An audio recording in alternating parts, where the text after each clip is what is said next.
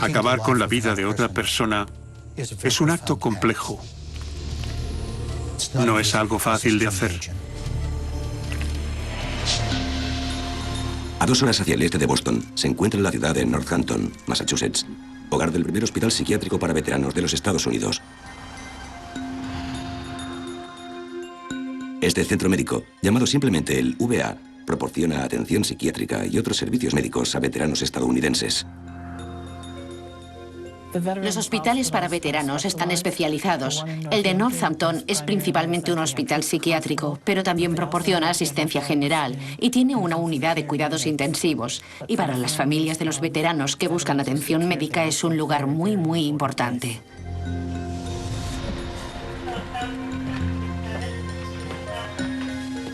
Ha sido un mes muy largo para Stanley Jagodowski. Este veterano de la Guerra de Corea ha sido paciente del Centro Médico para Veteranos en Northampton, Massachusetts, desde que le operaron en julio. A pesar de las complicaciones iniciales, el estado de Stanley mejora cada día. Aunque Stanley Jagodowski había estado enfermo, se estaba recuperando, por lo que sus médicos habían decidido trasladarlo a la unidad de residencia del Centro Médico para Veteranos. El único motivo por el que no se había producido el traslado era que todas las camas estaban ocupadas y no había sitio. En agosto de 1995, el ala C del VA es una unidad de atención a agudos de 26 camas situada en la segunda planta del hospital. No tenían opciones quirúrgicas, pero ante un ataque cardíaco o una diabetes, podían tratarte de forma similar a como lo harían en un hospital normal. Stanley Jagodowski sigue mejorando. Cuando 2 enfermeras del ala pasan a verlo a las 8:43 del 21 de agosto, está de buen humor. Esa misma noche, el personal del hospital tiene que responder a una emergencia en el ala C. Uno de los pacientes está sufriendo un ataque al corazón. Para las enfermeras veteranas Kathy Riggs y Kristen Gilbert es algo normal en su trabajo. Para James Perrault, el nuevo miembro del cuerpo de seguridad del hospital, es algo a lo que acostumbrarse, ya que los responsables de seguridad de servicio también deben responder a todas las emergencias cardíacas. Desgraciadamente, en esta ocasión, no hay nada que puedan hacer. El paciente Stanley Jagodowski acaba de fallecer a los 66 años. Para el personal del hospital, perder un paciente es triste, pero es una consecuencia habitual del trabajo. De hecho, en los últimos años, el número de muertos en el ala C ha ido en aumento. Ya que los pacientes que ingresaban en el Centro Médico para Veteranos padecían enfermedades graves, el hecho de tener infartos o episodios cardíacos como tal no era algo extraordinario. Lo que resulta extraordinario es que el siguiente ataque al corazón sea en un paciente que no encaja en el patrón habitual. Henry Hudon tiene 19 años cuando se alista en las fuerzas aéreas, siguiendo los pasos de su padre en el servicio militar. Era muy intrépido, muy bromista. Tenía 3 años menos que yo, por lo que a veces se me hacía un poco pesado. Pero me eduqué en la idea de que yo era su hermana mayor y como tal debía protegerlo y cuidarlo. Se alistó en otoño de 1979. Fue al entrenamiento básico y luego al técnico. Y su primer destino fue en Inglaterra. Henry sirve como fisioterapeuta hasta la noche en que un oficial al mando le pide que ponga fin a una pelea en un restaurante de la zona.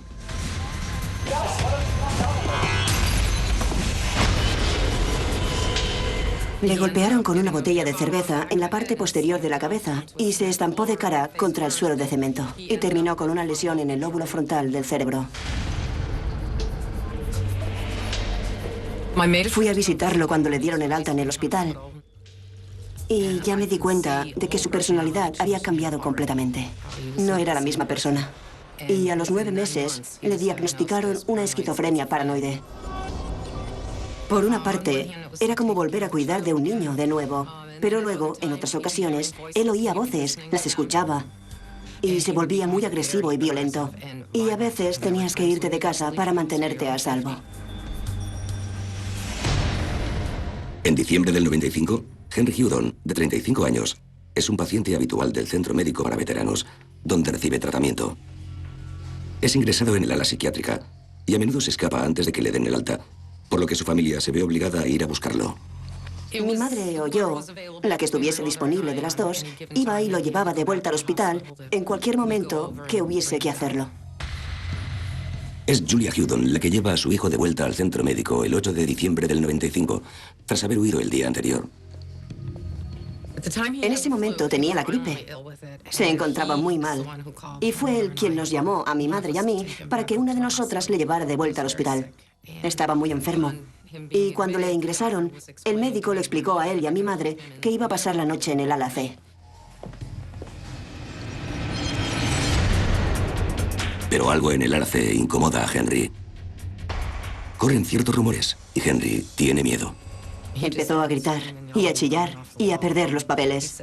Dijo que el personal y los pacientes hablaban de personas asesinadas, personas que habían muerto allí sin motivo aparente en los últimos meses, y se puso histérico. Después de empezar con lo que pensábamos que eran alucinaciones, el médico le dijo a mi madre que lo mejor sería que se fuese lo antes posible. Él se giró, miró a mi madre y las últimas palabras que le dijo fueron: «Mamá, no quiero morir, por favor, no me dejes aquí». Estaba llorando en ese momento.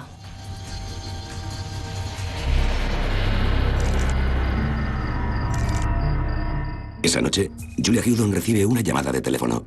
Un médico le informa de que habían perdido a su hijo. Como Henry tenía por costumbre dejar el hospital antes de que le dieran el alta, su madre se muestra más irritada que preocupada. Ella pensó que se había esfumado y dijo: «Vale, iré a su casa e intentaré convencerle para que vuelva». Pero el médico repuso que ya no estaba, que se había ido definitivamente porque había muerto. A partir de ese momento, mi madre no hizo más que llorar durante el resto de la noche. Estaba paralizada, no dijo ni una palabra. Me metí en el coche y fui allí para realizar la identificación. El personal médico informa a Christine de que su hermano entró en paro cardíaco unas horas después de ingresar en el ala C y que sufrió al menos 2 infartos más antes de morir a las 10 de la noche. Tras hablar con el médico, las palabras salieron de mi boca: «Quiero una autopsia». A lo que el médico repuso que no hacía falta, que no era necesario. Después de un tira y afloja, insistí en que era imprescindible. Tenía la gripe. No conozco muchos casos en los que entres en paro cardíaco 3 veces seguidas por la gripe. No tenía sentido. El personal de enfermería del Centro Médico para Veteranos accede. Se han percatado del número extrañamente alto de muertes por paros cardíacos en la unidad de cuidados intensivos del ala C. La pregunta es: ¿por qué? El Centro Médico para Veteranos de Northampton, en la zona oeste de Massachusetts, se ocupa de veteranos del ejército ya ancianos o enfermos. Muchos tienen un pronóstico grave, pero algunos han muerto de forma inesperada, como Stanley Jagodowski. La salud de Jagodowski parecía estar mejorando cuando murió repentinamente de un ataque al corazón. Otro paciente, Henry Hudon, de 35 años, con problemas psiquiátricos, pero aún así fuerte y sano, también entró en parada cardíaca horas después de ser ingresado en la unidad de cuidados intensivos del ala C. Su muerte resulta tan sospechosa que la familia ha solicitado la autopsia. Tan solo 12 días después de la muerte de Hudon, Francis Meyer, de 72 años, también sufre un ataque al corazón. Pero el equipo de emergencias del ala C consigue estabilizar a este veterano de la Segunda Guerra Mundial. La enfermera Kathy Riggs prefiere pensar que el número de paros cardíacos es fruto de la casualidad. Pero hay una discrepancia en el inventario del hospital en relación con uno de los medicamentos. Una discrepancia mortal. Los registros del hospital no justificaban el uso de 88 de las 135 ampollas de epinefrina que fueron dispensadas en el ala C desde el verano del 95 hasta principios del 96. La epinefrina es una sustancia química que se produce de forma natural en el organismo y que se genera en las glándulas suprarrenales. Al liberarse hace que se estimulen varios sistemas en el organismo. Así que, por ejemplo, si alguien te asusta de repente, tu frecuencia cardíaca aumentará radicalmente como consecuencia de la epinefrina liberada. La epinefrina también se produce de manera sintética. En el hospital tienen 2 dosis diferentes. Una pequeña para reanimar a las víctimas de infartos y una 10 veces más concentrada para contrarrestar el choque anafiláctico de una reacción alérgica. El suministrar epinefrina a una persona que tenga una afección cardíaca que necesite ser estabilizada puede salvarle la vida. Pero cuando se suministra a alguien con un corazón normal, básicamente acelera la frecuencia cardíaca a niveles peligrosos. La epinefrina es incolora, inodora y difícil de detectar. Entonces no había manera de diferenciar la epinefrina sintética de la producida por el cuerpo, por lo que si le inyectabas a alguien epinefrina sintética, se metabolizaba tan rápido que era imposible detectarla en una autopsia. Aunque el fármaco no aparece en la autopsia de Henry Hudon, algo ha dejado una importante marca en su corazón. La autopsia revelaba que su corazón se había acelerado tanto que parte de él había reventado dentro de la caja torácica. Esperando que sus sospechas sean infundadas, la enfermera Kathy Riggs decide vigilar de cerca las reservas de epinefrina del hospital. En una ocasión, antes de que Kathy Riggs se fuese de vacaciones, hizo inventario de la epinefrina de la UCI. Al volver al trabajo, unas 2 semanas después, faltaba la mayor parte del medicamento. Fue a echarle un vistazo a los registros y descubrió que no se le había prescrito ese medicamento a ningún paciente del ala C y por lo tanto nadie debería haberlo suministrado. Por eso se puso en contacto con 2 de sus compañeros, John Wall y René Walsh, y les comunicó que había algunas anomalías que tenían que comprobar.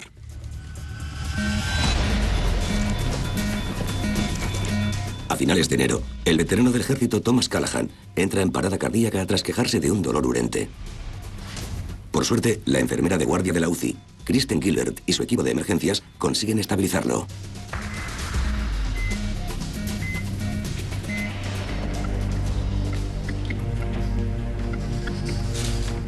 Kathy Riggs era enfermera en el ala C. Revisó el recipiente para desechos y encontró 3 ampollas rotas de epinefrina.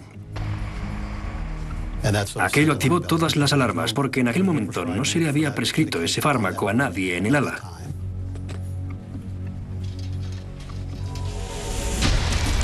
Solo 6 días después, el exmarine Michel Cascoun sufre 4 emergencias cardíacas en la UCI.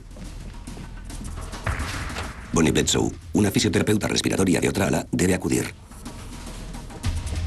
Se había activado una serie de códigos en el ala C. Había una enfermera llamada Bonnie Bledsoe, que era asmática. Después del tercer código, mientras corría de un lado a otro del hospital, en un momento dado se encuentra o se tropieza con Kristen Gilbert y le dice: «Crisis, si hay un solo código más, voy a empezar a jadear de un momento a otro». Estaba preocupada por su salud. Entonces Gilbert mete la mano en el bolsillo de su bata, saca una ampolla de epinefrina y le dice: «¿Quieres un poco de epi?». Esa misma noche, tras su cuarto ataque al corazón, Michel Cascoun fallece. A principios de febrero del 96, unos terribles rumores resuenan en los pasillos del ala C. Los miembros del personal de enfermería han descubierto un patrón desconcertante que es difícil de ignorar y más difícil de explicar aún. Primero está la desaparición de la epinefrina del armario de los suministros médicos, un potente fármaco que aumenta rápidamente la frecuencia cardíaca.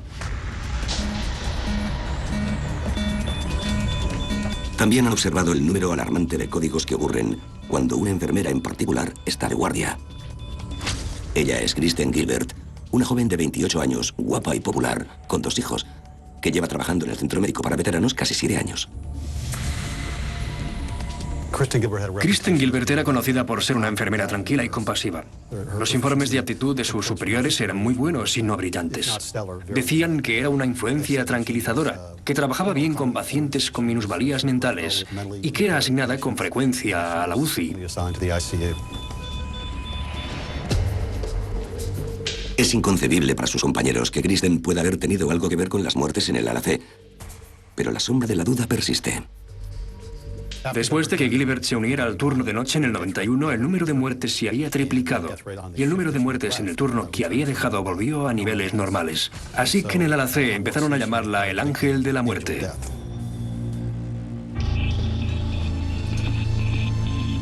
Socialmente, Kristen es todavía una más del grupo y hace lo que puede para alegrarle la vida a los que la rodean. Kristen ayudó a poner en marcha un club llamado Sunshine Club, que se ocupaba de enviar flores cuando alguien se ponía enfermo. También era muy sociable y después del trabajo acudía a un bar cercano a la Fundación de Veteranos VFW a pasar el rato. Sus compañeros también observan que la relación de Kristen con el nuevo vigilante de seguridad, James Perrault, va más allá de lo profesional. Perrault sabía que Gilbert era una mujer casada y con hijos, pero ella le había dado a entender que su matrimonio pendía de un hilo, así que empezaron a flirtear. Intercambiaban emails divertidos y con más y más carga sexual, y al final ese tonteo se convirtió en una aventura en toda regla. Una semana después de la muerte de Henry Houdon, en diciembre del 95, Perrault ayuda a Kristen a mudarse de la casa que comparte con su marido y sus 2 hijos pequeños. En febrero del 96, la aventura entre Perrault y Gilbert estaba en pleno apogeo, y lo más curioso es que él siempre estaba a su lado en cada código al que respondía. A principios de febrero, Kristen Gilbert es la única enfermera que trabaja en la unidad de cuidados intensivos del ala C.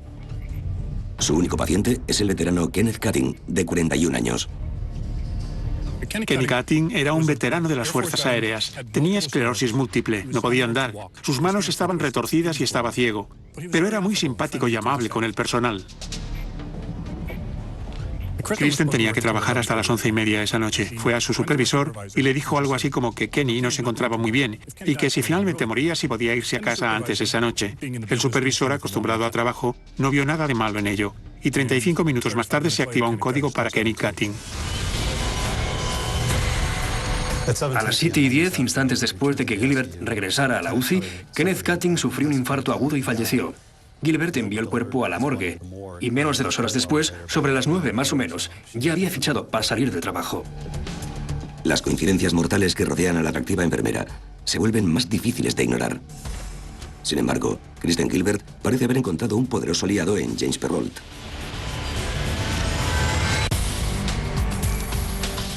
Cinco pacientes han muerto en misteriosas circunstancias en el ala de cuidados intensivos del Centro Médico para Veteranos de Northampton.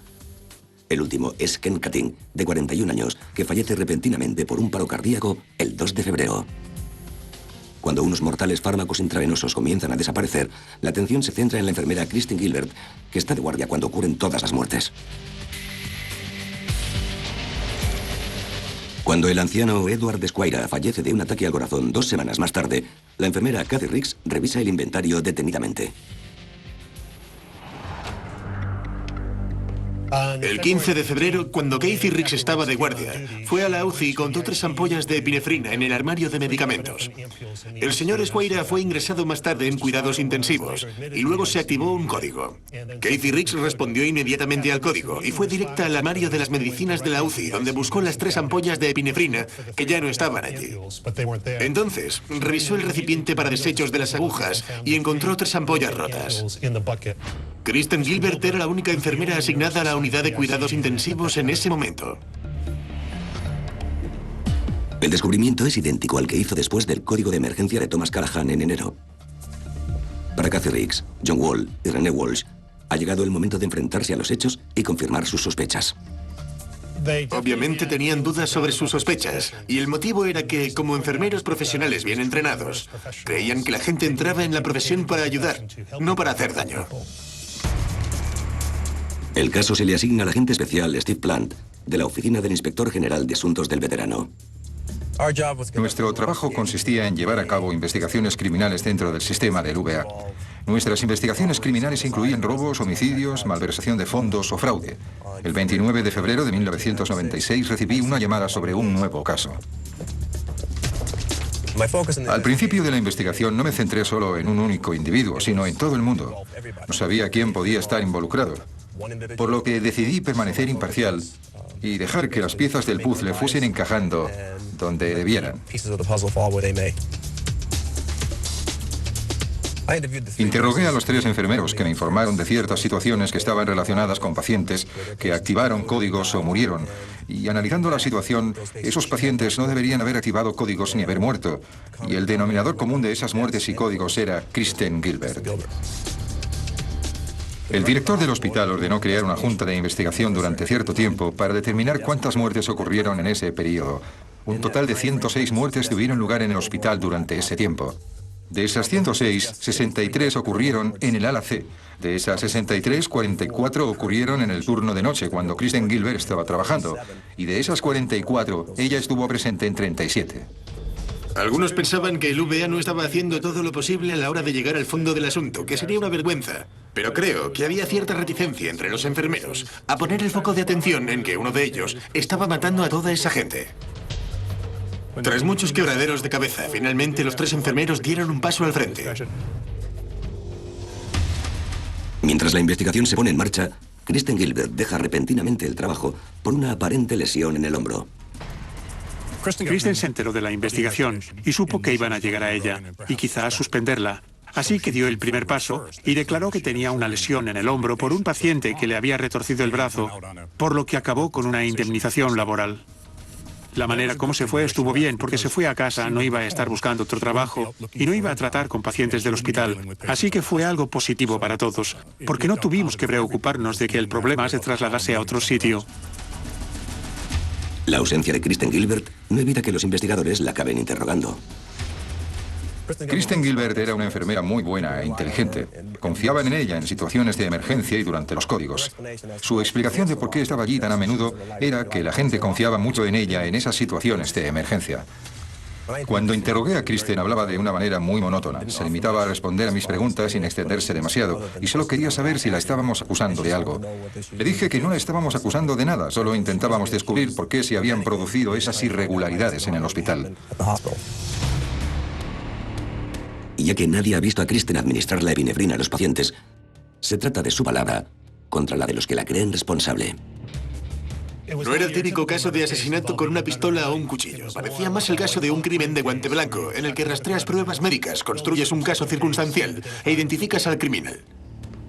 Interrogamos a 150 personas y cuando juntamos los interrogatorios, todos señalaban a una sola. Y esa era Kristen Gilbert. Los investigadores creen tener a su sospechosa. Lo que ahora necesitan es un móvil. Una respuesta a la pregunta ¿por qué? Cada delincuente comete un crimen de manera diferente. Cada crimen es como un puzzle. Cuantas más piezas encuentras, más clara se vuelve la imagen. Recibí una llamada de uno de los agentes especiales que me dijo que creía que tenían a una asesina en serie en el Centro Médico para Veteranos y que necesitaba abrir una investigación con un jurado de acusación. Tengo que decir que veía sus alegaciones con escepticismo porque el Centro Médico para Veteranos es un lugar muy tranquilo. Pero tenían los resultados de los interrogatorios de 3 enfermeros veteranos con más de 60 años de experiencia en total que compartían las mismas sospechas. Así que en ese momento abrimos una investigación con un jurado de acusación. Se nos unió el policía del estado Kevin Murphy, que tenía experiencia en homicidios. La noticia de la investigación del jurado de acusación llega a oídos de los medios de comunicación locales. Traté de contactar con Kristen Gilbert varias veces. Entonces mi investigación me llevó al Tribunal de Sucesiones y Familia, donde descubrí que estaba en pleno proceso de divorcio y encontré una declaración jurada que la confirmaba como sospechosa de las muertes en serie en el Hospital VA. Sacamos a la luz la historia y se convirtió en tema de conversación durante días. Mientras tanto, el agente especial de asuntos del veterano Steve Plant y el detective de homicidios Kevin Murphy buscan el motivo que conectaría a Kristen Gilbert con las muertes, incluyendo su relación con cierto vigilante de seguridad. Un testigo observó durante un código que Gilbert estaba literalmente haciendo manitas con Perrol. En otra ocasión, le acercó el brazo de forma afectiva, sonriéndole durante un código, y otros compañeros de trabajo la vieron escabullirse para encontrarse con Perrol después de trabajo. La teoría era que ella suministraba a los pacientes la epinefrina, entonces activaba el código y un grupo de personas respondía, entre ellos el Departamento de Seguridad.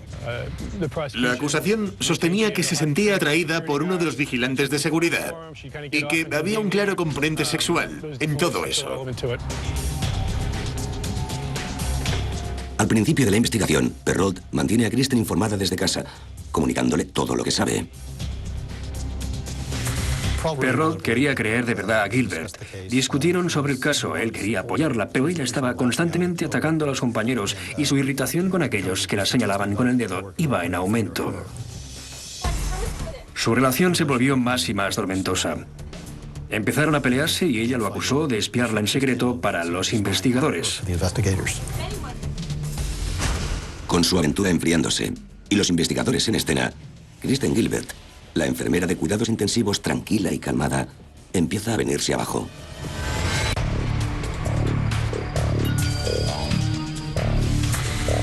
5 misteriosas muertes en el centro médico de Northampton, Massachusetts, han obligado al personal a afrontar sospechas sobre una popular enfermera, Kristen Gilbert.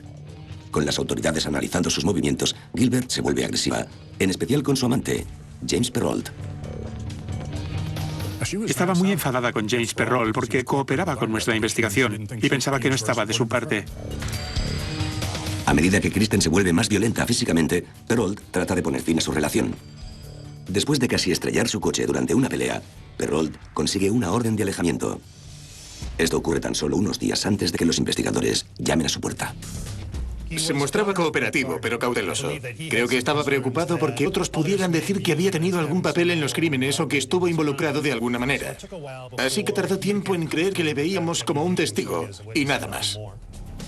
Le entregaron a Perrault una citación para el jurado de acusación y un ultimátum. Tienes que decidir en qué bando estás, porque si te quedas con Gilbert, no vas a tener trabajo cuando todo esto acabe. Los investigadores también hablan con el marido de Kristen, Glenn Gilbert.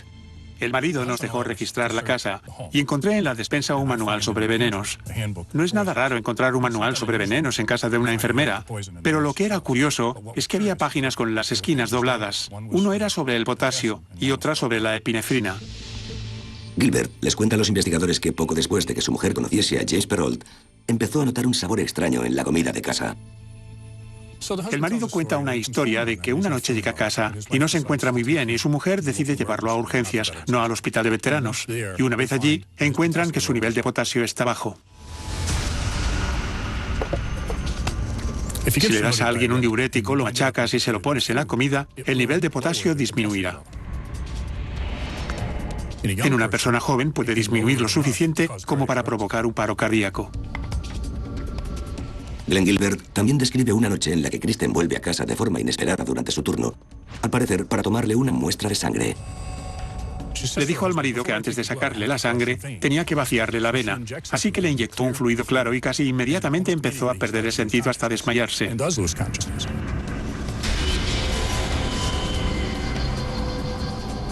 10 minutos después se despertó y encontró a Kristen recogiendo sus cosas. Y ella le comentó que lo más probable es que se hubiese desmayado al ver la aguja. Cualquier persona que sepa algo de medicina sabe que si vas a dar sangre, nadie te inyecta nada en la vena antes de la extracción. Por eso supusimos que lo que intentaba era matarlo.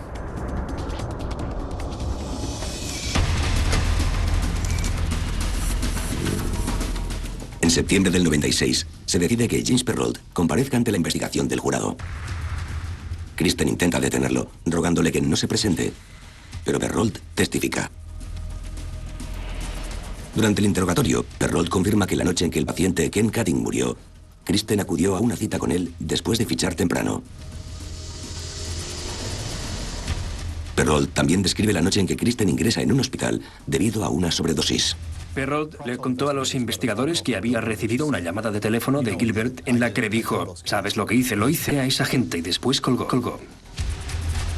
Sin pruebas, los investigadores no pueden verificar la declaración de Perrault, pero Steve Plant sugiere que empiecen a grabar todas sus llamadas. Después de salir de un interrogatorio de 2 horas con los investigadores, Perrault dijo que alguien había desinflado la rueda delantera de su coche y durante los siguientes días le rayaron el vehículo y le pintaron con spray el parabrisas. Estaba convencido de que era Gilbert. Una noche el Centro Médico para Veteranos recibió un aviso de bomba. La voz que parecía de un hombre dijo: hay 3 artefactos explosivos en el edificio 1. Tenéis 2 horas. Se avisó al cuerpo de bomberos y a la policía. Se llevó a cabo una búsqueda por el hospital y no se encontró ninguna bomba. Perrault tenía grabaciones de cuando se hizo el aviso de la bomba, así que me proporcionó unas copias. Escuché las cintas y sonaba como un hombre, pero con la voz y el sonido alterados mecánicamente. Hay 3 artefactos explosivos en el edificio 1. Tenéis 2 horas. Perrault, el vigilante de seguridad del VA, también escuchó las cintas varias veces y dijo que el sonido de la voz al teléfono no parecía el de Kristen Gilbert. Pero después de escucharlas una y otra vez, por las palabras que utilizaba y la estructura de las frases, dijo que en su opinión se trataba de Kristen Gilbert. Empezamos a verificar los registros con la compañía de teléfono para rastrear algunas de las llamadas realizadas y descubrimos un par de cabinas telefónicas de la zona que se habían usado para hacer los avisos de bomba. Perrault accede a ponerse en contacto con Kristen para comunicarle que está de servicio en el mostrador de seguridad del hospital. Decidimos que íbamos a cubrir tantas cabinas telefónicas como pudiéramos, y había probablemente 15 cabinas en un radio de 8 kilómetros alrededor de la casa de Kristen. Me coloqué en un punto en el que podía ver 5 cabinas desde donde estaba, y mira por dónde apareció con el coche justo a mi lado. No podía estar a más de 7 metros de mí. Paró, salió del coche y llamó por teléfono. En cuanto se marchó, contacté con el hospital de veteranos y les pregunté si acababan de recibir una llamada telefónica, a lo que respondieron que sí. Así que me quedé en la escena para proteger las pruebas forenses en el teléfono y más tarde lo espolvoreamos buscando huellas y encontramos las de Kristen. No teníamos pruebas suficientes para arrestarla en ese momento, pero la causa probable era suficiente para pedir una orden de registro. Así que registramos su casa y encontramos un aparato similar comprado, pero no el mismo. Lo bueno de Steve Plan es que es uno de los mejores investigadores que he conocido en la vida. Está de camino a casa una noche y se dice a sí mismo: tengo que descubrir cómo consiguió esa mujer un aparato para alterar la voz. Fui a una tienda de juguetes y hablé con la jefa de ventas. Le pedí que me enseñara si tenía algún tipo de juguete que pudiese alterar la voz de una persona. Ella le habló al juguete y ralentizó su voz, y sonaba casi igual a la de las grabaciones del Centro Médico para Veteranos por lo de los avisos de bomba. Le pregunté si tenía alguna documentación relativa a la venta de esos juguetes durante la última semana y media. Volvió con unos documentos y uno de ellos era el recibo de una tarjeta de crédito firmada por Kristen Gilbert por la compra de ese mismo aparato. Recopilando todas las pruebas, teníamos el recibo y los aparatos que usó para hacer el aviso de bomba. Teníamos al policía Murphy, que la había visto hacer una llamada telefónica al Centro Médico para Veteranos. Y también teníamos a Bill Welch, que había cogido una de las cintas de los avisos de bomba, la había puesto en la grabadora a velocidad normal y se la había enseñado a Glenn Gilbert, que reconoció la voz en esa grabación como la de ella, la de su mujer, Kristen Gilbert. Hay un artefacto explosivo en el edificio. Os queda una hora. Fue arrestada. Se la condenó por las amenazas de bomba y se le impuso una sentencia de 15 meses en una prisión federal donde no podría hacer más daño. Fue una bendición. Su condena la sacó del medio. Kristen Gilbert había estado siguiendo la investigación y hablando con supuestos testigos, y estos estaban preocupados por las posibles represalias contra ellos. Así que, al quitarla del medio, los testigos estaban más comunicativos. Con Kristen entre rejas, los investigadores consiguen el permiso de las familias para exhumar los restos de Stanley Jagodowski, Edward Squire y Kenneth Cutting. Las muestras de tejido obtenidas de los ojos de las víctimas se envían a un laboratorio para analizar, junto con las muestras de la autopsia de Henry Hudon.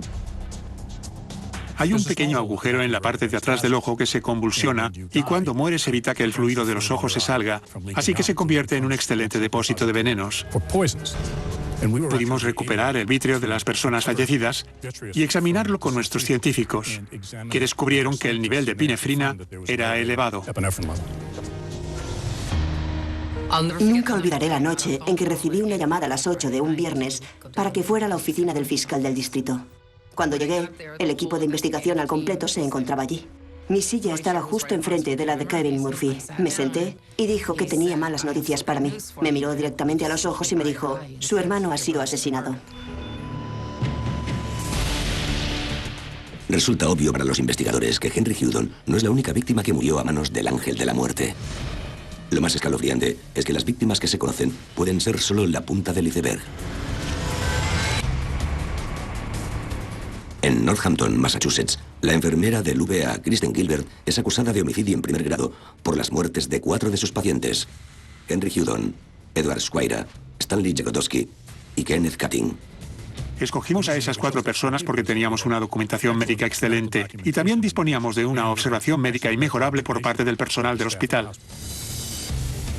El juicio contra Kristen Gilbert se pone en marcha en noviembre de 2000 y atrae enormemente la atención de los medios. El motivo es la decisión de las autoridades federales de pedir la pena de muerte. Como los crímenes ocurrieron en el VA, que es propiedad federal, el caso pasó a estar bajo jurisdicción de las leyes federales. Y en ese momento el gobierno federal tenía la pena de muerte. Massachusetts no había realizado una ejecución en al menos una generación, así que era el primer caso de pena de muerte. Durante el juicio, los detractores de la pena de muerte se manifestaron delante del edificio federal y algunos incluso estuvieron presentes. Y recuerdo a un hombre que estaba tan conmovido por la idea de que el Estado fuera a ejecutar a esa mujer que tenía lágrimas en los ojos. En el ojo del huracán se encuentra la acusada, Kristen Gilbert, ahora con 33 años. Fue un caso apasionante de juzgar, pero también fue un caso apasionante de investigar. En esta ocasión no había ninguna pistola humeante. Todo se basaba en pruebas circunstanciales. Nadie la vio realmente inyectar a los pacientes la epinefrina. En las alegaciones iniciales, la acusación dijo que Gilbert había estado de guardia durante la mitad de las 350 muertes que ocurrieron en su ala durante los 7 años en los que trabajó allí. A medida que el juicio avanza, se hace patente que Kristen Gilbert tiene dos facetas tan contradictorias como el blanco y el negro. Kristen era muy brillante. Mientras estaba en el último año del instituto, asistía a varios cursos de la universidad. Conoció a su marido en la playa en New Hampshire. Tenía 2 hijos, así que en muchos aspectos vivía una vida muy normal. Sin embargo, si profundizabas un poco y hablabas más con los vecinos, acababas descubriendo que había algo muy raro en ella. Hablé con la vecina de enfrente, Alberta Erickson, que recordaba que cuando Kristen era joven mentía mucho. Alberta dijo que parecía inventarse las cosas sobre la marcha. Había una telenovela llamada Hospital General, y la vecina recordaba que el personaje favorito de Kristen en la serie era una enfermera llamada Amy, y Amy era un personaje maquinador, malvado y despreciable. Por lo que sus amigas le preguntaron a Kristen por qué te gusta Amy, a lo que ella respondió que no lo sabía, pero que había algo en ella que la atraía. La acusación sostiene que Kristen Gilbert abusaba de los pacientes para impresionar a su nuevo amor, James Perrault, que se crecía con la energía y la excitación generadas por las emergencias cardíacas que ella misma creaba. El juicio duró 6 meses. Y yo estuve allí todos los días, no me perdí ni un día del juicio. Quería descubrir lo que le había pasado a mi hermano. Y fue muy emotivo. Había mucha gente con un montón de asuntos personales que salieron a la luz en el juicio. Un montón de detalles, cosas para las que nadie puede estar preparado. 2 de los testigos más dramáticos de la acusación son los hombres más cercanos a Kristen Gilbert. Su marido, Glenn Gilbert, y su amante, James Perrault. Ambos testifican que Kristen les confesó que había cometido los asesinatos. Aunque Kristen Gilbert nunca sube al estrado, la defensa presenta a su propio grupo de testigos y argumenta que no hay pruebas de que las víctimas murieran debido a las inyecciones de epinefrina que Gilbert les administró. Había 1 o 2 de sus compañeros que se resistían a creer que Kristen Gilbert hubiera intentado matar a alguno de sus pacientes. Creían que habían muerto por causas naturales. El jurado no está de acuerdo. Tras 12 días de deliberación, declaran a Kristen Gilbert culpable de 3 cargos de homicidio en primer grado. El trabajo del jurado no ha terminado. Ahora deben decidir si Kristen vive o muere. Realmente creía que Kristen Gilbert merecía la pena de muerte. Es alguien que, a sangre fría, ha matado a muchos veteranos. Gente que luchó por este país para mantenerla a salvo, igual que al resto de los habitantes. Y me horrorizaba que alguien pudiera tener tan poco aprecio por la vida. Su abogado defensor alegó que el jurado no debía ejecutarla por el único motivo de que era madre, y así permitir que sus hijos un día se le acercaran y le preguntaran, ¿por qué? ¿Por qué lo hiciste? Esta vez, el jurado accede. Condenan a Kristen Gilbert a 4 cadenas perpetuas consecutivas y 20 años, sin posibilidad de libertad condicional. Toda mi gratitud hacia las 2 enfermeras y el terapeuta ocupacional que dieron la voz de alarma. Tenían sospechas sobre lo que hacía y prestaron atención. Y descubrieron que eso era justo lo que estaba haciendo. Y si nunca hubieran acudido a las autoridades, no sé si se habría celebrado el juicio. Y sin juicio, nunca la habrían condenado. Todo partió de ellos, al dar un paso adelante y de sus testimonios. Algunos psicólogos y psiquiatras dicen que lo que Kristen tenía era una especie de síndrome de Munchausen, en el que ponía a los pacientes en una situación de código para luego estar allí con el desfibrilador y traer al paciente de vuelta, lo que la convertía en la heroína, nutriéndose de esa veneración al héroe. Creo que es algo muy cierto que no puedes acabar con la vida de otra persona si la consideras un ser humano. Añadiría que probablemente también es cierto que no puedes sentirte humano mientras le quitas la vida a otra persona. Aunque solo se la acusó de 4 cargos de homicidio y 2 cargos de intento de homicidio, la acusación especula que pudo haber matado a más de 40 personas y haber sido la asesina en serie más prolífica en la historia de los Estados Unidos.